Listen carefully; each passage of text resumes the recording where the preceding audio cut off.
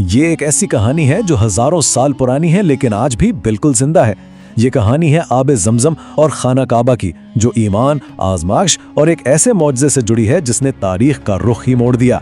तो चले इस सफर में साथ चलते हैं। एक सवाल से शुरू करते हैं। क्या एक चश्मा प्यास बुझा सकता है? बिल्कुल बुझा सकता है, लेकिन क्या वही एक चश्मा हजारों साल तक, लाखों नहीं करोड़ों लोगों की प्यास बुझा सकता है? अब देखें, ये सवाल इतना आसान नहीं रहा। यहाँ बात किसी मौजज़े की हो रही है। तो चलें इस कहानी की शुरुआत में चलते हैं। एक ऐसे सहरा में जहां दूर दूर तक पानी का निशान नहीं था, और वहां एक माँ की मोहब्बत और अल्लाह पर यकीन ने एक ऐसे मौजज़े को जन्म दिया जो कभी खत्म नहीं होगा। देखते हैं कि ज़मज़म की इब्तिदा आखिर हुई कैसे।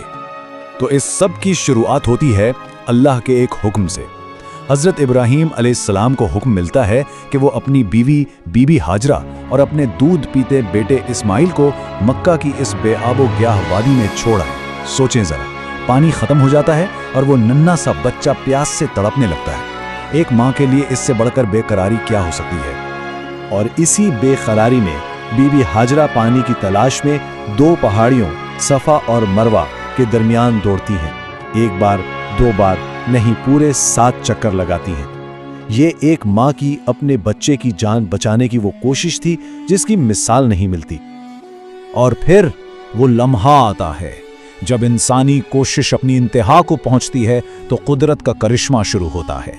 जिस जगह वो नन्हे इस्माइल प्यास से अपनी एड़ियां रगड़ रहे थे ना, अचानक बिल्कुल वहीं से अल्लाह के हुक्म से पानी का चश्मा फूट पड़ता है। पानी इतनी तेजी से निकल रहा था कि बीबी हाजरा ने उसे घेरते हुए कहा, ज़मज़म, मतलब रुक जा, रुक जा। और बस यही अल्फाज इस मौजज़ाती चश्मे का नाम बन गए, ज़मज़म। अब देखिए, एक चश्मे ने इस सहरा में जिंदगी को मुमकिन बना दिया, और हम जानते हैं कि जहां जिंदगी आती है वहां तहजीब जन्म लेती है। तो बस यहीं से शुरू होती है इबादत के पहले मरकज यानी खाना काबा की तामीर की कहानी। तो कुछ अरसे बाद हज़रत इब्राहीम वापस आते हैं।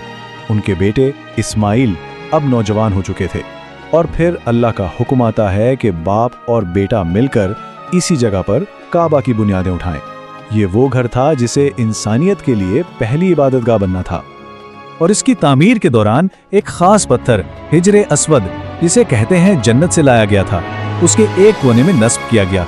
यानी इस जगह को इबादत और हज के लिए मरकज बनाया जा रहा था। लेकिन जैसा कि अक्सर होता है, तारीख हमेशा सीधी लकीर में नहीं चलती। कहानी में एक ट्विस्ट आता है। ऐसा ट्विस्ट कि ये मुकद्दस चश्मा, ये अनमोल खजाना सदियों के लिए गायब हो जाता है। हुआ ये कि वक्त गुजरता गया, कबायली झगड़े हुए, लापरवाही बढ़ती गई, और ज़मज़म का कुआं सदियों के लिए मिट्टी के नीचे दब गया, बिल्कुल गुम हो गया। उसकी जगह बस एक राज बनकर रह गई। फिर सदियों बीतने के बाद हमारे प्यारे नबी हज़रत मोहम्मद सल्लल्लाहु अलैहि वसल्लम के दादा अब्दुल मुत्तलिब को एक ख्वाब आता है, और इस ख्वाब में उन्हें उस कुएं की सही जगह दिखाई जाती है। ये एक और वाज़े इशारा था। अब्दुल मुत्तलिब ने इस जगह की खुदाई करवाई और ज़मज़म का पानी एक बार फिर से रवा हो गया। और सुनिए, इस दिन से लेके आज तक वो चश्मा कभी भी खुश्क नहीं हुआ।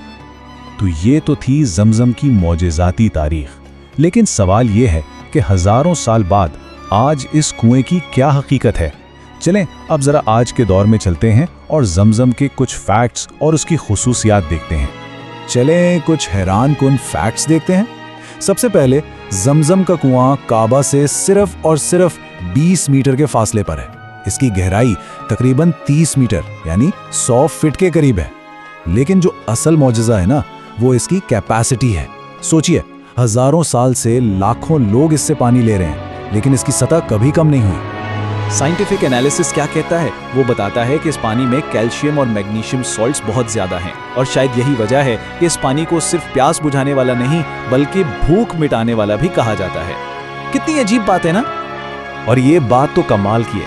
आज एक मॉडर्न फुली ऑटोमेटेड सिस्टम के जरिए हर एक सेकंड, मैं रिपीट कर रहा हूं, हर एक सेकंड में हजारों लीटर पानी इस कुएं से निकाला जाता है। किस लिए? ताकि दुनिया भर से आने वाले लाखों लोगों को सैराब किया जा सके।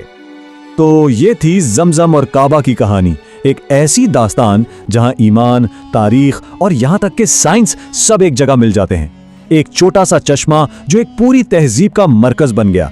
ये वाकई सोचने पर मजबूर करता है कि ईमान और इस्तिकामत की ताकत से और क्या कुछ मुमकिन नहीं हो सकता।